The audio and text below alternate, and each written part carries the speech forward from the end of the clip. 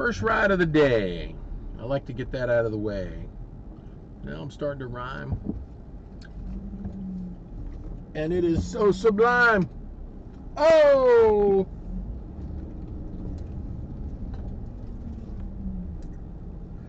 That looks like the truck that was in the ditch earlier today. Remember that?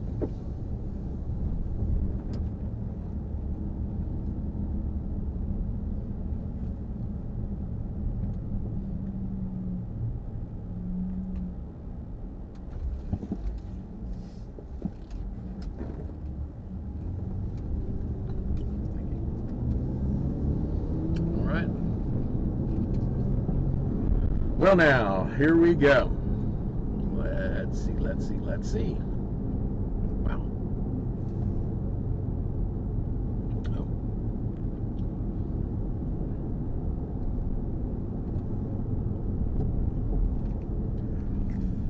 Alrighty.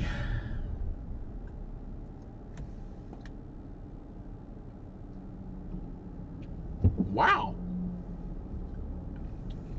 Now that's interesting. Looking back on the trip that I had with the, it was an XL ride. How many people did I have in that ride?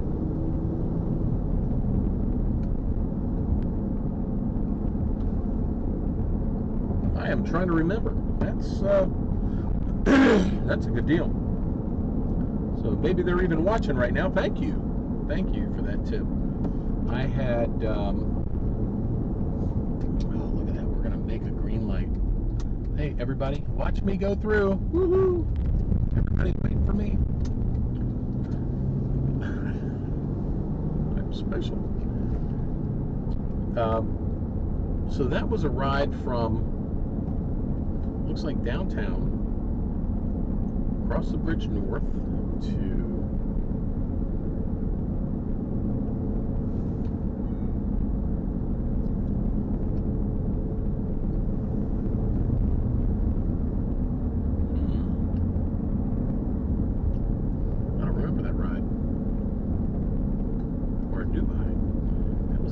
ride.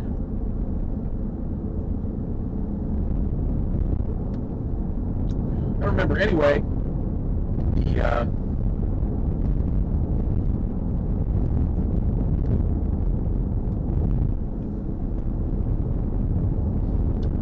That must not be it. That can't be it.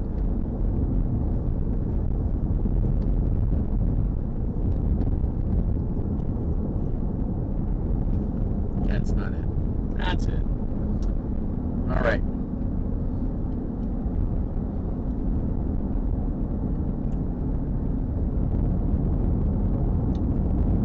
All right, that was the one that I picked up, I believe.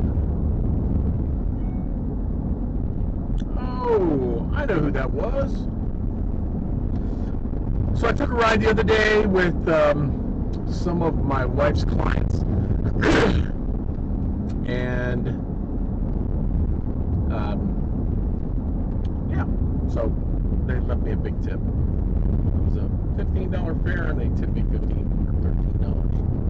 It's a $15 fare, tipped me $13. That's sweet. Thank you. Was that last week? July 21st. It's today. 26th. Yeah, that was last week.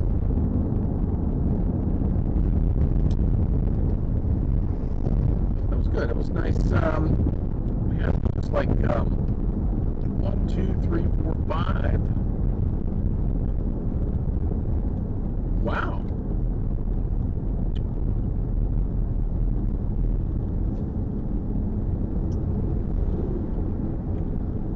Well, now this is unusual.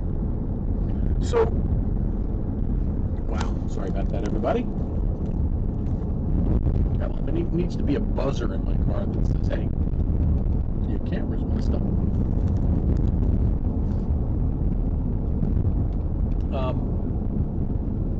In just taking a look at this stuff, I know trying to talk, can't talk, trying to drive, talk, figure things out. But and just looking at the pay over the last, well, this month, for the last couple of weeks, I'm I'm looking at 1, 2, 3, 4, 5, 6, 7, 8, 9, 10, 11 tips, which is a lot considering I probably didn't do 30 drives.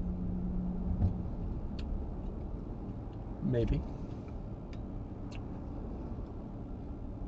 So $2, $8, $3, $2, $5, $5, $3, $1, $3, $12, $3. That's not bad. Because most of the fares that I get aren't really that high. $7 or $8. So it's nice. Thank you. Thank you. If you are now watching and you had a ride with me this month, more than likely, you are one of the ones that tipped me. Thank you. So now we've been going on, I guess we've been probably going for an hour. My son is supposed to get a solid state hard drive for me that's portable, that I can carry with me, that I can record all of my stuff over to, because I don't want to run the risk of my laptop going down and then all of the recordings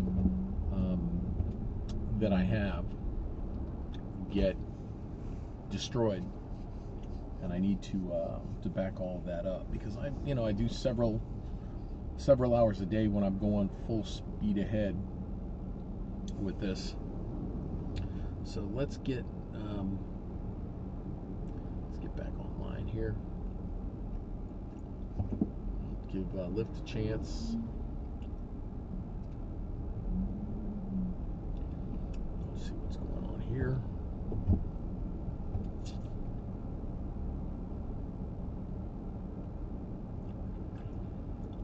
I think that fare was $9.38.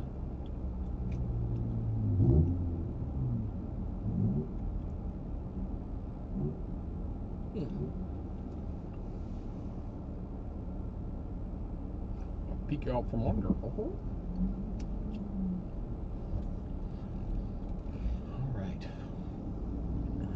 All right, where's all the rides at? That reminds me of who's the guy that played in Blazing Saddles? Was that Sidney Poitier? No, I forget that guy's name.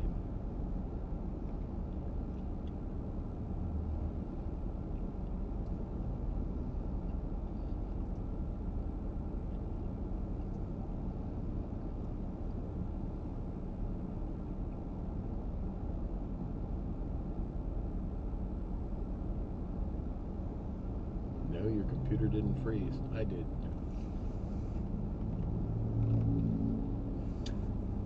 Let's see here. Oops. Did not mean to do that. That girl is singing to somebody, live streaming back there in that car. I don't know if you can catch that as we went around the corner. She had her phone up to her face and she was singing.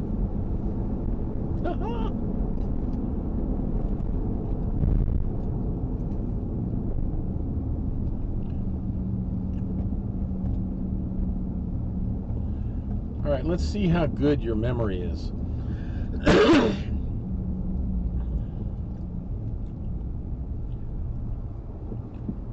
We'll see how good your memory is. All right. You have to repeat after what I say. So I'm going to say something, and then you have to repeat it.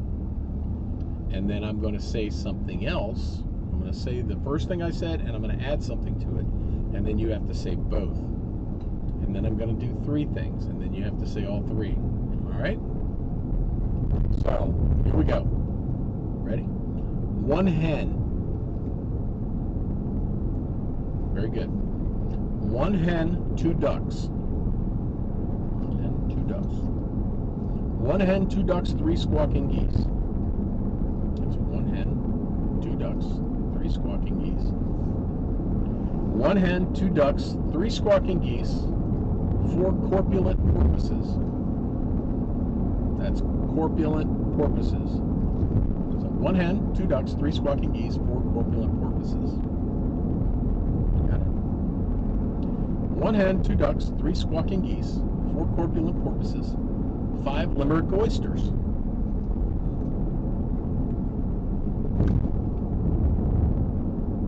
Okay, you got that? 1 hen, 2 ducks, 3 squawking geese, 4 corpulent porpoises, 5 limerick oysters, 6 pairs of Don Alverzo's tweezers. It's getting harder. All right. 1 hen, 2 ducks, 3 squawking geese, 4 corpulent porpoises, 5 limerick oysters, 6 pairs of Don Alverzo's tweezers, 7,000 Macedonians in full battle array.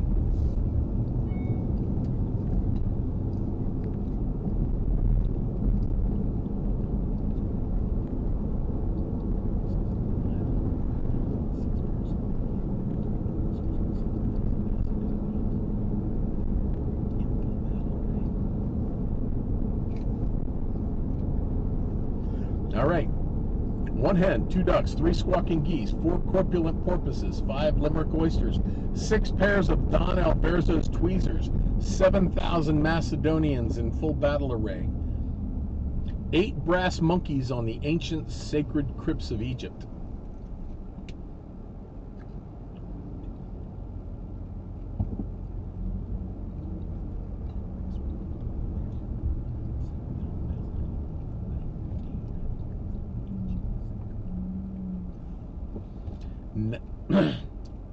One hen, 2 ducks, 3 squawking geese, 4 corpulent porpoises, 5 pairs of Don Alverzo's tweezers, 7,000 Macedonians in full battle array, 8 brass monkeys on the ancient sacred crypts of Egypt, 9, are you ready for 9?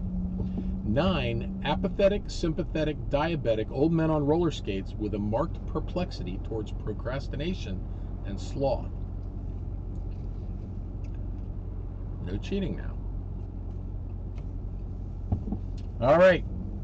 And the last one. Here we go. You ready? 1 hen, 2 ducks, 3 squawking geese, 4 corpulent porpoises, 5 pairs of Don Alverzo, 5 limerick oysters, 6 pairs of Don Alverzo's tweezers, 7,000 Macedonians in full battle array, 8 brass monkeys on the ancient sacred crypts of Egypt, 9 apathetic, sympathetic, diabetic old men on roller skates with a marked perplexity towards procrastination and sloth, and 10, here we go, lyrical, spherical, diabolical denizens of the deep who steal around the corner of quo and quay and query at the very same time. So there you have it. That's your memory quiz of the day. If you can't memorize it, then I will tell you that I memorized it in 2 tries. I only had them have to repeat the second, or the number 9 twice. And that was it. And that was in 1982. Just saying. But what that did was that pushed a whole bunch of other information out of my brain that I'll never get back. So I got that going for me, which is nice. It's crazy the things that we remember, right? Yeah, the guy that did that with me is long since dead. He's been dead probably 10 years now. His name was Timmy Papageorge. And he was a guy that used to come in my pool hall.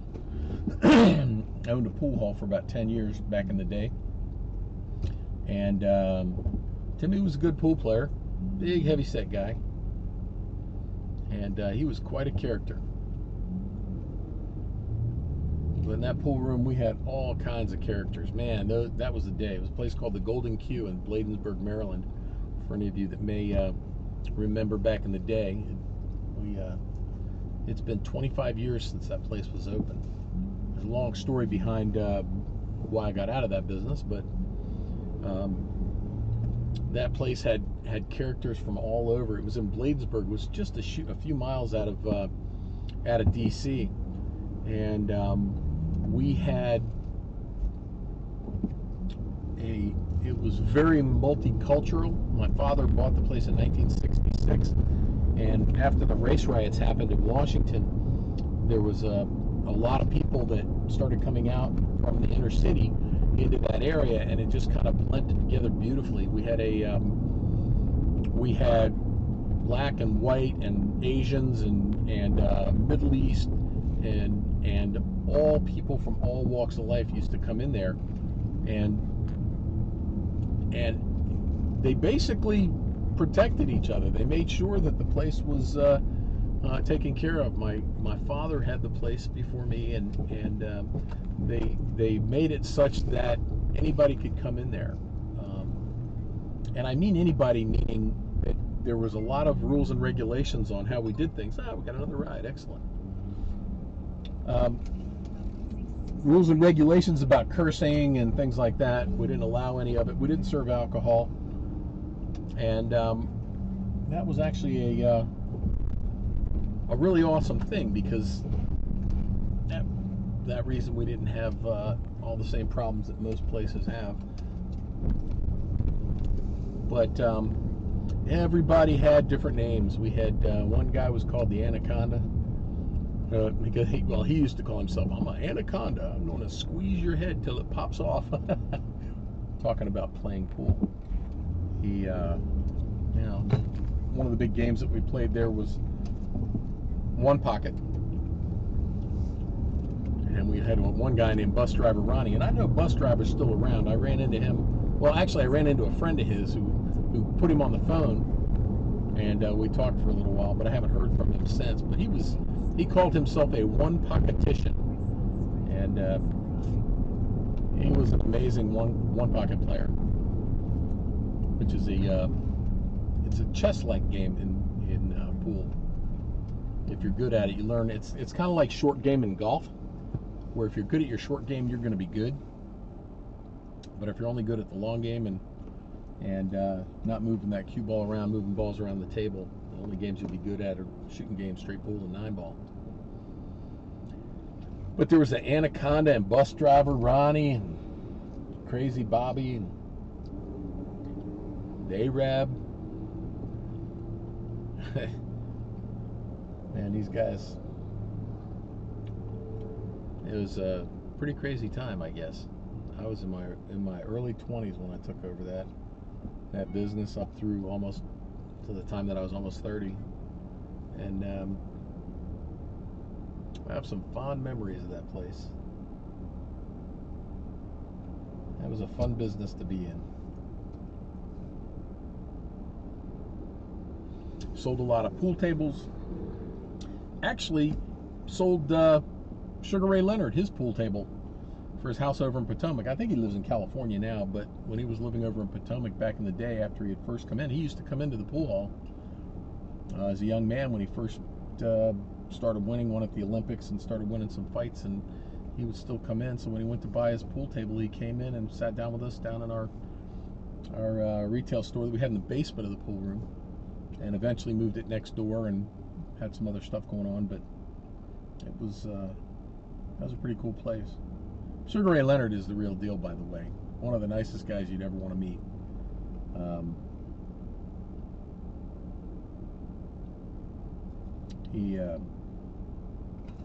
He was the genuine article. Just, we sat there when I got finished doing the job. He was in there doing the dishes in his kitchen. We just sat there talking, and he said, "Don't tell anybody you saw me doing dishes." Well, here I'm telling everybody. That's been 30 years plus. And his wife at the time said, "Oh, don't you believe that? He does the dishes all the time." But he was just a regular kid from Palmer Park, Maryland, that made it big.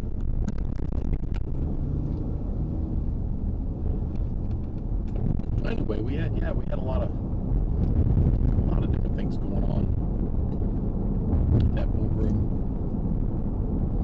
I had, for those of you that have been around the Washington area for a while, there was a DJ on DC 101. His name was Greaseman, and we actually did some advertising with DC 101, and the Greaseman came out to the pool hall and did what he called shrieking. Any of you that remember the Greaseman, he came out and did some shrieking in the pool hall, and it was hilarious.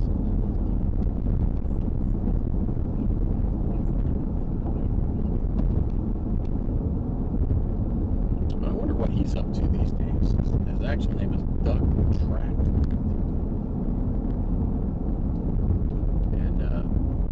He was one funny individual. Very similar to Robin Williams in his quickness of wit. His wit was amazing. So fast.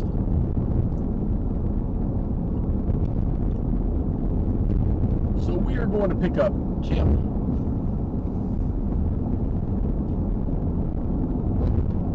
And we'll see where Kimmy's going. I think this is just an X ride. I don't think it's an XL.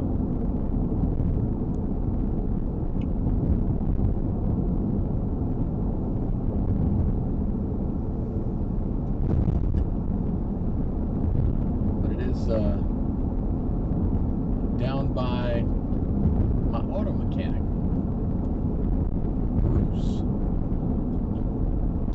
My man Bruce is pretty amazing. Best mechanics I've ever seen, and just takes good care of his customers. And by the way of pricing and just taking care of them.